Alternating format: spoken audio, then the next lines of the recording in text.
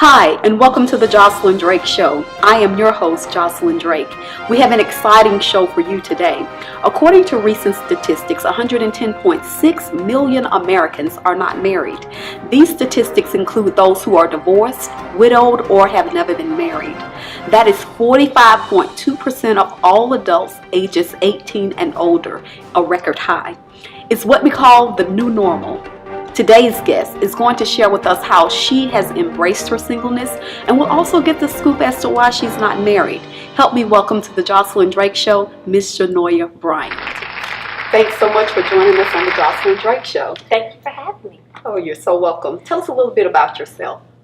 My name is Chenoia Bryant, and I am a graduate student and an educator. I consider myself somewhat of an activist too, but it just depends on which day you catch me. Right. Awesome. So what is your profession? I am an educator, so I teach at the University of Alabama, primarily sociology courses. So if you're talking about things like social problems, introduction to sociology, sexuality, race, ethnicity, those things are my subjects. I think something interesting is you have the opportunity to teach racial issues to people of a different race. How is that in those classrooms? It can be very challenging, right? Because in America, we have a history that's very complex, and often so much of what is important to the narrative has been left out, right? Like the suffering of peoples that it took for us to become great America, right? Making America great again, as a current slogan is currently floating around, right? But you don't necessarily see people being comfortable with having that history of hero America being challenged, and not necessarily do they really want to acknowledge or sit with the fact that much of our greatness has come from significant suffering of certain groups of people. Oh, that's pretty deep. So tell us, what was your first introduction to African American history that kind of sparked the fire for you? My first introduction to African American history, coming across a reading by Angela Davis. It was from her Women, Race, and Class, right? That particular book or writing of Angela Davis's, and just resonating with me as a young woman at the time about my position in America as a Black woman, and how it was different from the experience of white women, and how so much of my history and my political identity, if I was not careful, would be sort of taken from me, and the work that it would take and require for me to restore that. And it has, right? You don't, in Black America or in America, you can't be a Black woman and be proud. Right now we're still not quite comfortable with that as a country. You kind of have to come into that pride, right? You're not necessarily born with or affirmed by audiences as you're growing up in general America. So you have to find that place on your own. And Angela Davis, Dr. Angela Davis, is a person, a professor, a philosopher, a philanthropist who really helped me find that space for me. Okay, awesome. So what would you say to young African American women, say, 9 years old to 18 years old, about finding really their identity, embracing it, and walking in their own truth with unapologetically?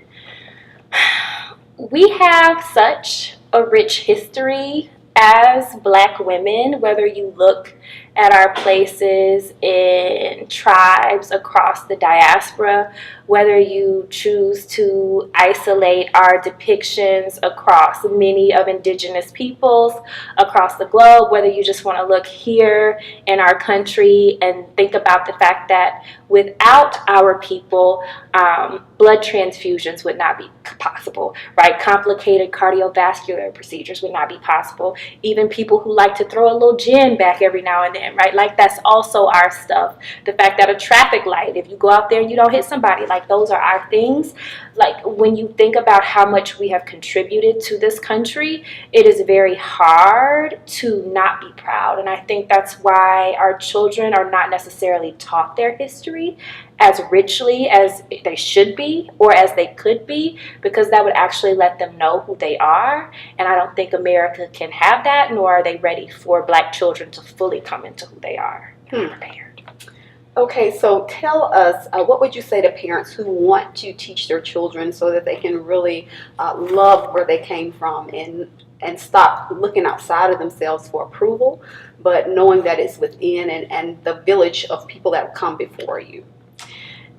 If they're not in a school system where they're learning it, I hate to have to put more on parents' plate, right? But it's going to have to be a banner that they take up on their own. And it's difficult, I think, for some parents because I don't think some parents are even fully aware, right, of the history of Black peoples and other Native peoples of this land. So I would say, like, educate your children, but in many instances that's going to require parents to educate themselves first. And that's important too, right, because they will, I think, also discover some pride and a sense of self that maybe they have not unlocked before because they did not have access to that information. So teach your kids, but in the process also learn yourself. Very good.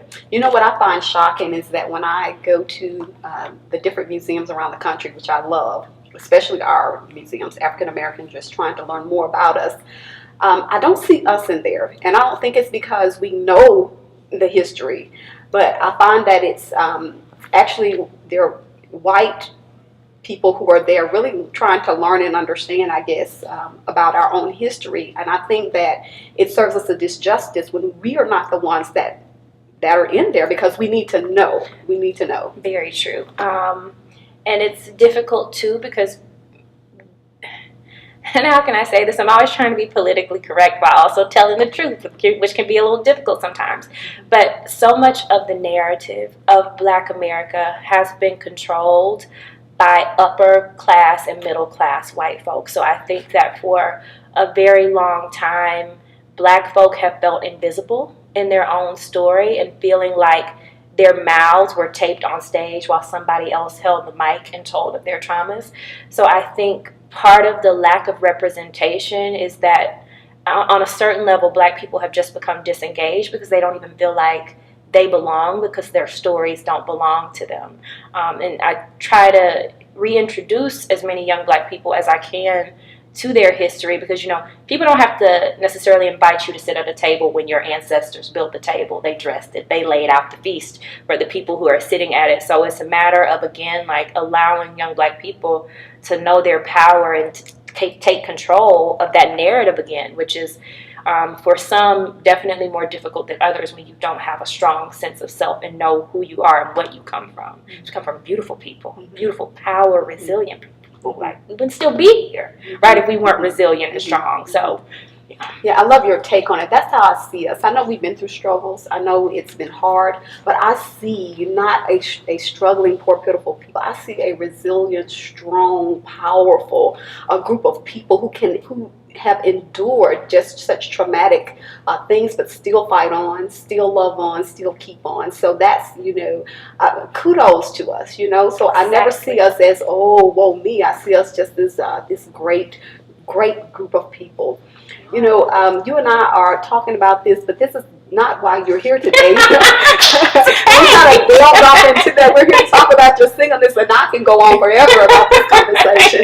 But we're going to take a break, and we'll be back. And when we come back, we want you to tell us why your hair is green today. Okay. I can do that. Okay. Awesome. Coming up on our segment of Dear Younger Me, hear what Miss Bryant has to say to the young Chenoia on the Josilyn Drake Show. We'll be right back. This segment of the show is entitled Dear Younger Me. It is our hope that this portion of the show will encourage someone that may feel they can't make it out of where they are. So we're going to ask you this question with the belief that something you say will encourage, inspire, motivate, or help someone else to win. What would you say to the younger you that may have been discouraged, worried, ashamed, afraid, hopeless, or angry? And how old is the young Chenoia?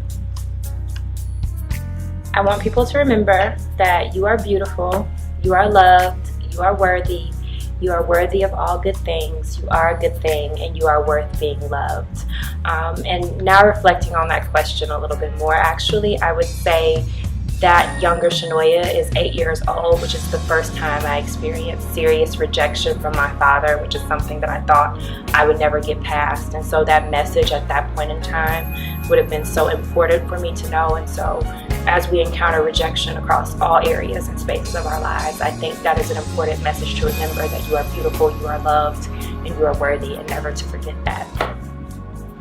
We're back, and thanks for tuning in to our interview with Miss Chenoia Bryant. So you're single.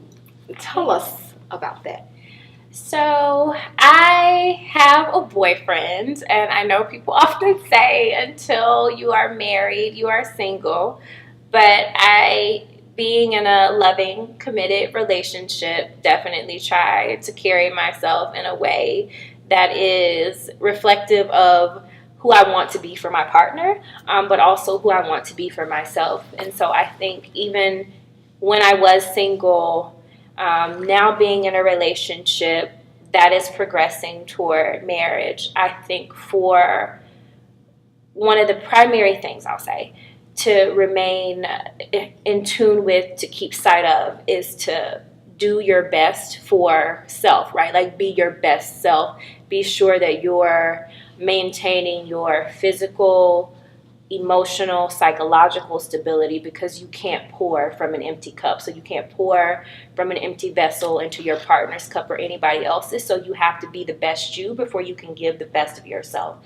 to everybody else. So I'm my single best self, right? Being single and not married, but I'm also just striving to always be my best self in general, the best educator, the best partner, significant other to my current partner, the best writer, teacher, whatever it is I'm occupying. Like, I want to be the best of the best in that thing. So just trying to be your best self all the time, whether you're single, married, or whatever. That's what's important. I totally agree. You tapped into something there. You know, a lot of people are looking for their partners to complete them. And you rarely hear people say, I want to get married because I want to give. They say, I want to get married because I want someone to do this, that, or the other for them. And really the thing that they're looking for them to do is the thing that they have not given themselves. I think it's so important that you become, you know, you love yourself, you're happy wherever you are, and you're not looking for someone to make you happy. Can you speak to that? Yes, because you should come to a relationship, and that's why I said I think it's important to focus on all those aspects of yourself, right? Because you're not coming into a relationship as a partial person, right? Looking for that other piece of you, because other people cannot make you happy. And if you count on that, like, people, your emotions will always be volatile, right? People will come and go. That's just the reality of life. Mm-hmm. But you come into a relationship as your best whole self, and you're able to give that. And often when you're able to give that thing that you're giving is reflected back to you. And so that's really all you can do. I know that people look for people to complete them. They want that fairy tale love story, but the reality is, like, we're human beings. None of us are perfect, and you just have to give your best, and remembering that you have to have your cup full to pour into someone else's. And I think Mother Oprah and Mother Ayanna called that being self-full, not selfish, but self-full. Because if your cup is empty, what do you have to give to you, your partner, anybody else? Right. So let me say this. What would you say to a young lady who is just kind of just waiting on that person, and, you know, life is just passing her by, and she just can't seem to think that she has a life, or life is great until she actually get married? So what would you say to her? Stop waiting. Like, life is not waiting, and time does not stop. And again, like, the more fulfilled you are, the more you have to bring to the table, right, when that person does enter your life. So don't wait to live your life contingent upon the presence of someone else, because we know, like, we hope, we pray that person for you comes, right? But what if they don't? Are you going to allow your entire life to pass you by because a person isn't there? God created all this world, all this land, right, for us to explore and to love on and take in its beauty. So that you don't put that on pause because there's not someone there that you would consider significant enough to share that with. Like, God is enough to share that with. I totally agree. So we're going to really get into that about embracing life, because I know that you have definitely done that when we return from the break. But before we go, tell us why your hair is green today. Because my friend who was doing a hair show, his model dropped out and he needed a favor. So I was the stand-in. So the person who never even wears hair color ended up with blue, green, and yellow hair. Well, it looks good on you. Thank you. Thank you, Eric. We'll be right back. Up next, Chenoia has some wise words for us on today's Wisdom Speaks. Stay tuned. You don't want to miss it.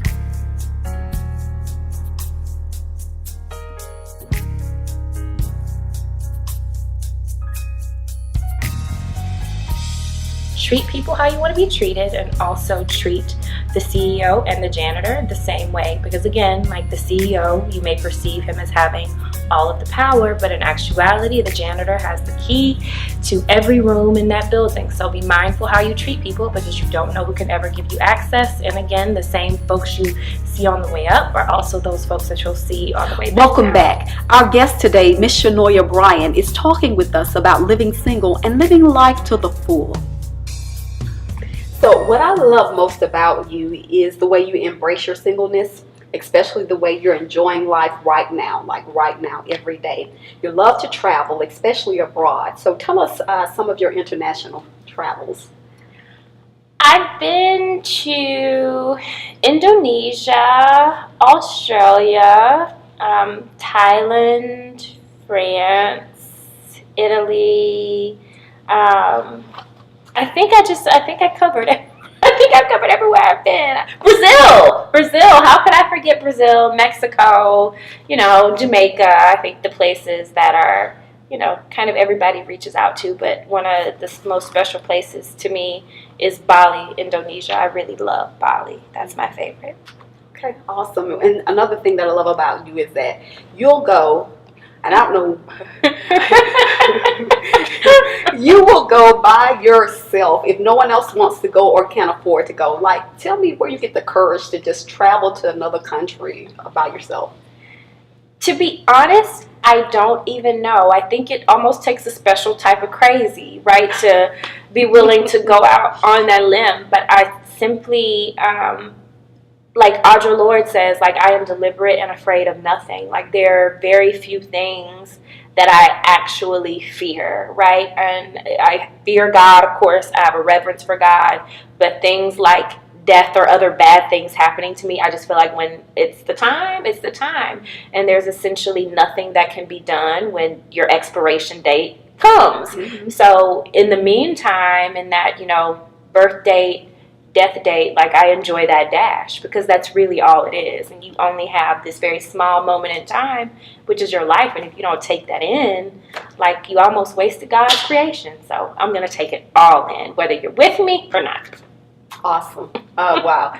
So a lot of people really need to just grasp that and begin to apply that to their lives. I think it's liberating to just be able to say, whatever state I'm in, I'm going to be content, I'm going to enjoy it, I'm going to enjoy life to the full.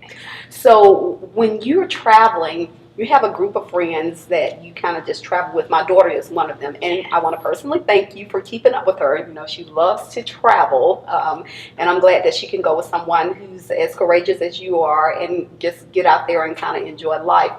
What has been your experience as an African American person, like, traveling abroad? It's interesting that you asked, because I was just talking to my students about this yesterday in the race and ethnic relations class. When you're a Black American in some of these spaces, like, you find out how much you get tokenized as a Black American person. And in particular, even with Cuba, right? Like, Cuba, which is over 90% Black people, which a lot of folks don't know. Most folks are Afro-Cuban.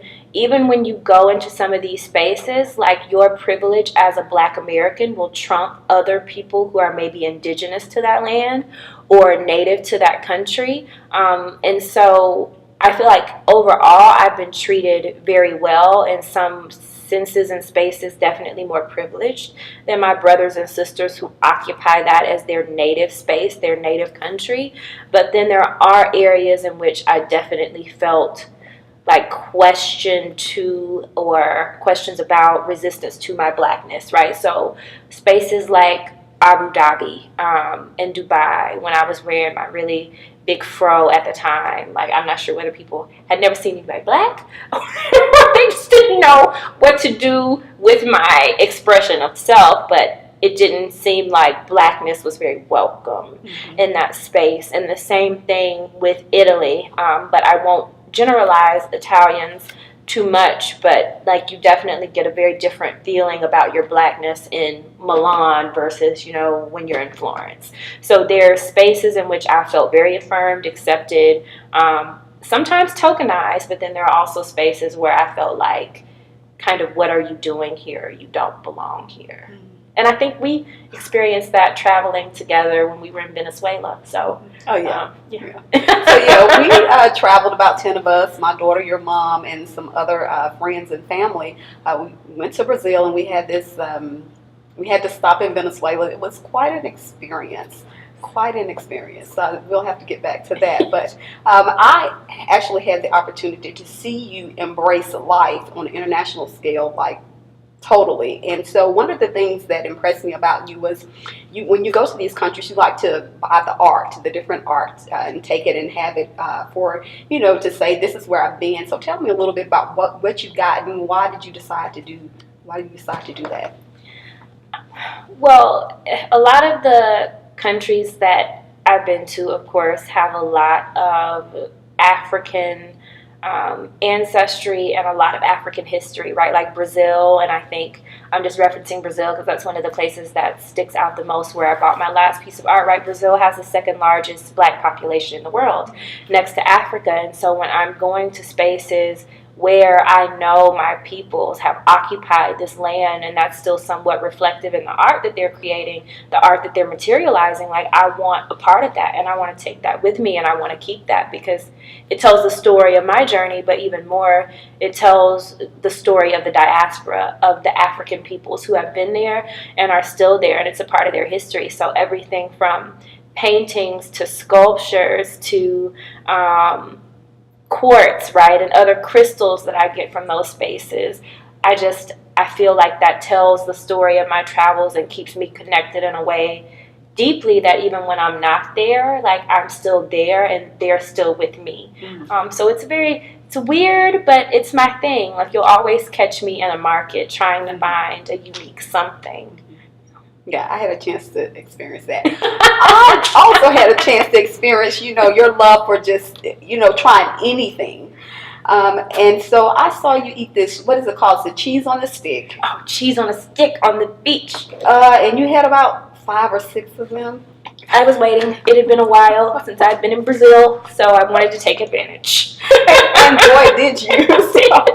So tell us of some of the other things that you just embrace when you travel abroad that would be so exciting and want people to really try to, you know, up it up on the international space.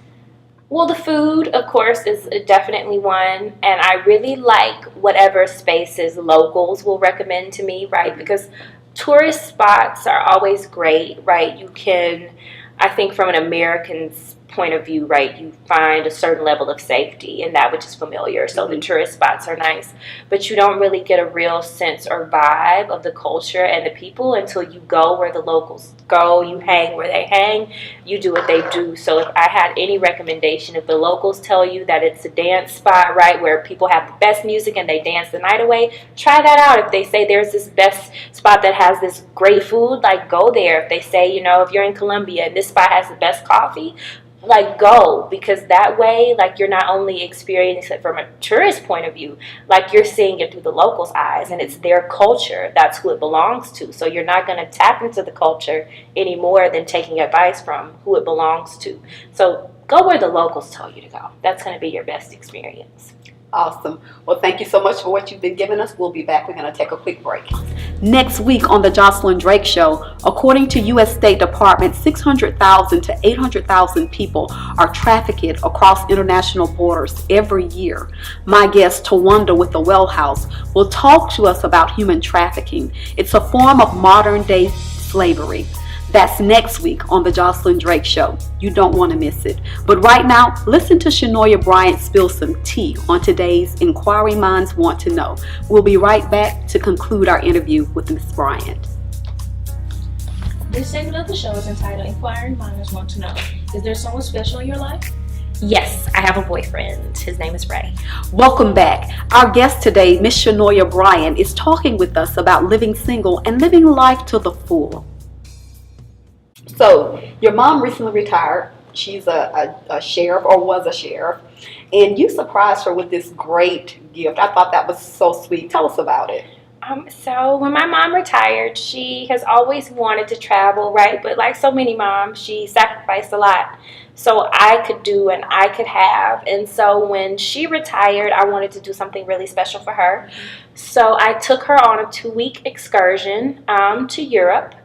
But before I did that, right, a lot of her friends didn't necessarily have the time to go, or they couldn't afford to go, but I knew how much it was important to them to participate in her festivities. So I planned a smaller 4-day trip, right before we left, to go to New York, because another thing she wanted to do was she always wanted to see The Lion King on Broadway. So I, was messaging and in the background with friends, getting people to buy tickets and all this stuff. And so she had 15 people surprise her at the airport who she had no idea were coming, right? She had no idea she was going to Lion King. And then, the day that trip wrapped, that's the day we set off for 2 weeks to go to Europe. So we had a beautiful time, and it was beautiful to be able to do that for her, and I'm hoping to be able to do that for her again really soon. Oh, that was so sweet. Yes. Thank you. And your mom likes to travel too as well. She does. She does. I feel like she's getting to be more adventurous than me. I can hardly hold her back. Like now she's trying to travel without me. I'm like, absolutely not. Yeah. So for the young ladies who are trying to figure out, hey, what do I find the good guys? What do I find someone that's going to be a really good significant other? What would you suggest they go? So I am a firm believer in that he who findeth a wife. So I would tell them, first of all, ma'am, sis, don't try to find anything. Mm-hmm. Let him find you. Mm-hmm. But aside from that as well, I would tell some folks, they want, President Obama, right? But they don't want to work through Barack, who was doing the little fellowship, right? And was essentially under his person, or or not in a subordinate position to, right, the person who would later become his wife. Mm-hmm. And a lot of people don't want to work, right, to build with people, and they have all of these standards that they often will have set that they haven't even fully met themselves. Mm-hmm. So I would say be open to allowing yourself to grow with someone, and also all of these standards that are really superficial, whether it's around looks or weight or whatever. I know everybody has preferences, but don't let what you think you need block what God has for you, which will essentially block your blessing. So let him find you, but also remain open to the fact that maybe what God is presenting to you as what you need might not necessarily be what you want, but it's what you need. Good advice.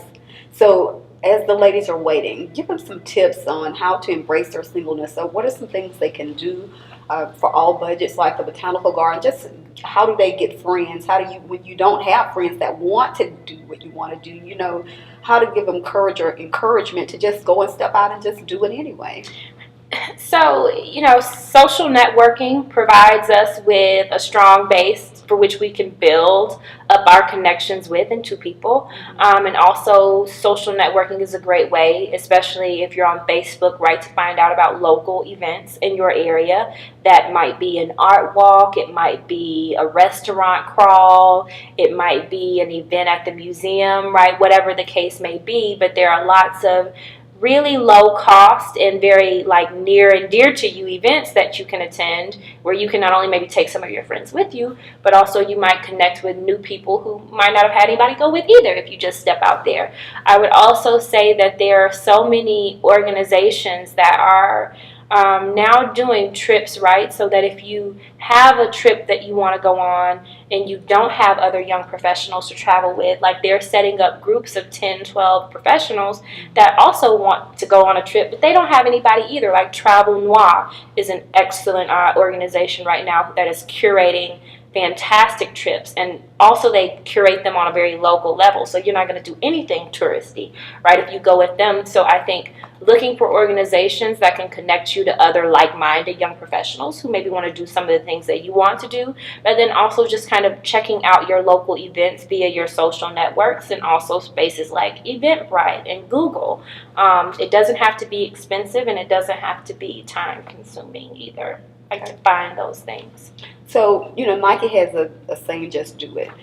Sometimes you want to, but you're just it's coming out of that comfortable place to feel uncomfortable. How would you encourage someone? Because you say you're going to do it, and then when it's time to walk out the door, I'm just going to go home to bed. So how do you push that person out the door to embrace something new and experience something new?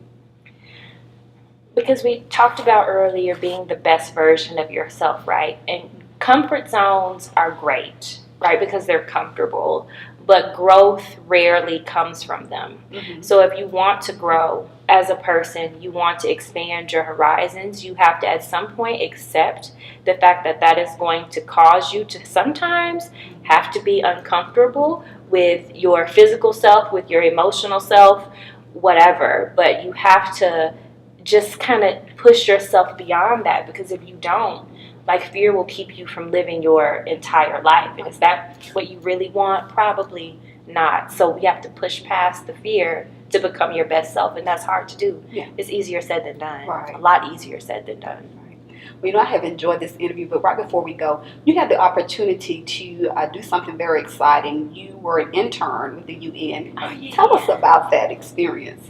Interning with the United Nations was really awesome, because you get to see firsthand, right, all of these world leaders and diplomats coming and sitting down in their spaces to debate and talk about what is important to them, why their country's priorities are what they are. But I also shared earlier with your lovely assistant, Michaela, that this is a space in which I learned also the advice that my mother and my grandmother consistently taught me growing up, right? You treat people the same, you treat people how you want to be treated, and you treat the janitor, right, as the same way as you treat the CEO. And I found out how valuable that advice was, because I had sat with a man kind of my whole 4 months during that internship, right? And I know you're getting ready to wrap up, so I'm going to make this story quick. But we talked every day, right? Sometimes we would walk together to get coffee, and we were talking about what was being debated on the floor, right, in the assembly,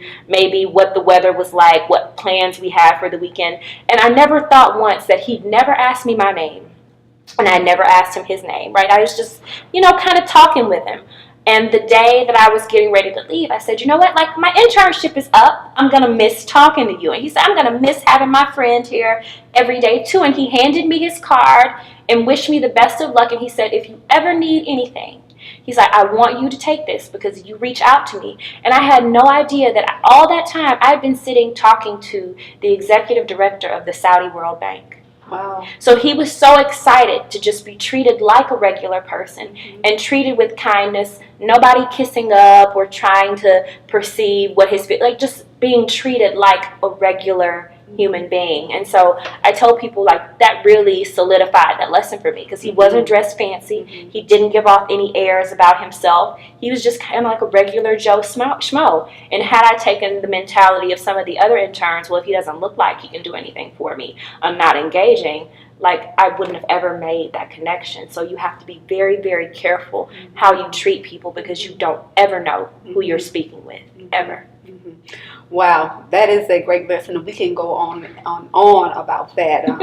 Unfortunately, we don't have enough time. Thank you so much for coming to the Josilyn Drake Show. I know that you have helped many people who are wanting to embrace their singleness, giving them some tips on how to do so. And we look forward to having you back to talk about some other things. Absolutely. I love you so much. I love you too.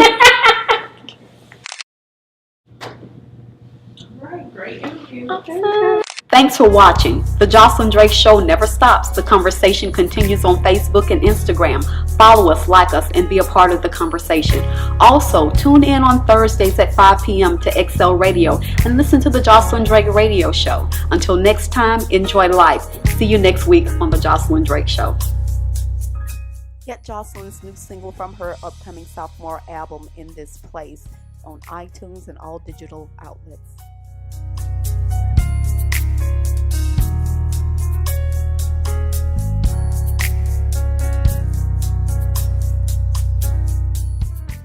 Log on to joselyndrake.com and get your Dear Younger Me apparel.